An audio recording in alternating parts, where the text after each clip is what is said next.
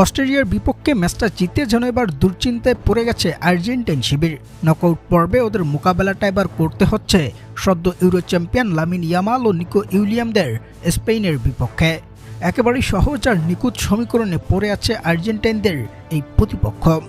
বিদর্শক, Argentina নিজেদের বিশ্বকাপের প্রথম যাত্রায় আলজেরিয়াকে ৩-০ গোলে উড়িয়ে দিয়ে যাত্রাটা শুরু করার পর ওদের দ্বিতীয় ম্যাচ অস্ট্রেলিয়ার বিপক্ষে, সেখানেও মেসি মার্টিনেজরা জিতেছে ২-০ গোলের ব্যবধানে।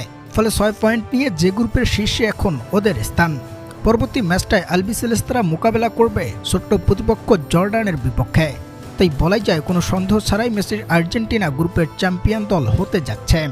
অন্যদিকে যে গ্রুপের সাথে নকআউট পর্বে মোকাবেলাটা হবে এইচ গ্রুপের, আর এখানেই আর্জেন্টাইনদের জন্য আছে বিপত্তি। কারণ বর্তমানে ২ ম্যাচের একটিতে ড্র আর একটিতে জিতে ৪ পয়েন্ট নিয়ে এইচ গ্রুপের তালিকার শীর্ষে স্পেন, এবং ২ ম্যাচের দুটাতে ড্র করে ২ পয়েন্ট নিয়ে তালিকার দ্বিতীয় স্থানে উরুগুয়ে, তৃতীয় স্থানে কেপ ভার্দে আর চতুর্থ স্থানে আছে সৌদি আরব। যেখানে বর্তমান সমীকরণ বলছে যে গ্রুপের চ্যাম্পিয়ন আর্জেন্টিনা এইচ গ্রুপের রানার আপ দল উরুগুয়েকে নকআউট পর্বে প্রতিপক্ষ হিসেবে পাবে।